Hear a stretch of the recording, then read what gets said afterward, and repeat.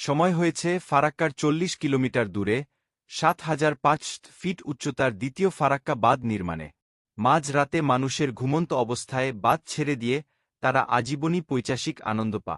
এতে প্রতিবছর বাংলাদেশের প্রায় ৩০০ কোটি মার্কিন ডলার ক্ষতি হয়। যদি পরোক্ষ হিসাব করা হয় তাহলে ক্ষতির পরিমাণ অনেক বেশি হবে। তারা বর্ষায় যা পানি দেবে এই ৪০ কিলোর মধ্যেই থাকবে, আর যদি এর চেয়ে বেশি পানি ছাড়ে তো তাদের দেশেই সেই পানি চলে যাবে, কারণ তাদের বাঁধের উচ্চতা ৭,৩৫০।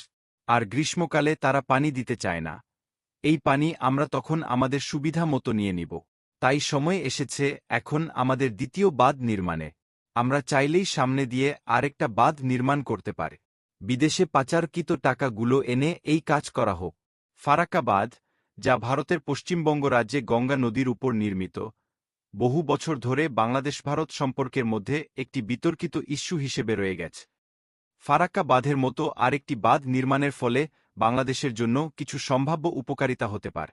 তবে এ ধরনের প্রকল্পের সুফল ও কুফল উভয় দিকেই গুরুত্ব সহকারে বিবেচনা করতে হবে।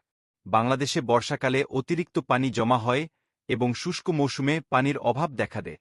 নিজস্ব বাঁধ নির্মাণের মাধ্যমে বন্যার সময়ে অতিরিক্ত পানি সংরক্ষণ করে শুষ্ক মৌসুমে ব্যবহার করা যেতে পারে। এটি কৃষিকাজ, শিল্প এবং গৃহস্থালির জন্য একটি নিরবচ্ছিন্ন পানির সরবরাহ নিশ্চিত করতে পারে। বাঁধ নির্মাণের ফলে শুষ্ক মৌসুমে সেচের জন্য পানি সরবরাহ করা যাবে। এতে বাংলাদেশের কৃষিকাজের উন্নতি হবে, কারণ সেচের পানি নিশ্চিত থাকলে ফসলের উৎপাদন বৃদ্ধি পাবে এবং কৃষকরা ফসল উৎপাদনে নিরাপত্তা বোধ করবে। একই সাথে বন্যা নিয়ন্ত্রণের মাধ্যমে ফসলের ক্ষতি হ্রাস পাবে। বাঁধ নির্মাণের মাধ্যমে জলবিদ্যুৎ উৎপাদন করা সম্ভব।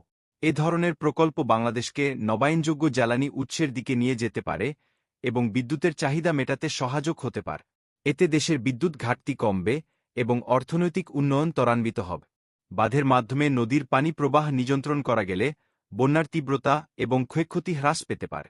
এর ফলে প্রতি বছর বন্যার কারণে যেসব এলাকা ক্ষতিগ্রস্ত হয় সেসব এলাকার জনগণ এবং সম্পদের সুরক্ষা নিশ্চিত করা যাবে। বাঁধ নির্মাণের ফলে নদীর উপর ব্রিজ বা সেতু নির্মাণের সুযোগ সৃষ্টি হতে পারে, যা দেশের বিভিন্ন অঞ্চলের মধ্যে যোগাযোগ ব্যবস্থা উন্নত করবে। এছাড়া নদীপথে নৌ পরিবহন ব্যবস্থার উন্নয়নও সম্ভব হবে, যা দেশের অভ্যন্তরীণ বাণিজ্য বাড়াতে সহায়ক হবে। বাঁধ নির্মাণের ফলে কৃত্রিম হ্রদ বা জলাশয় তৈরি হতে পারে, যা মৎস্য উৎপাদনের জন্য নতুন সুযোগ সৃষ্টি করবে। এতে দেশের মৎস্য সম্পদের উন্নয়ন এবং স্থানীয় জনগণের জন্য আজ রোজগারের নতুন পথ উন্মুক্ত হবে। বাঁধ সংলগ্ন এলাকা এবং কৃত্রিম হ্রদ বা জলাশয়গুলো পর্যটকদের আকর্ষণের কেন্দ্রবিন্দুতে পরিণত হতে পারে। এতে পর্যটন শিল্পের বিকাশ ঘটবে এবং স্থানীয় অর্থনীতি সমৃদ্ধ হবে।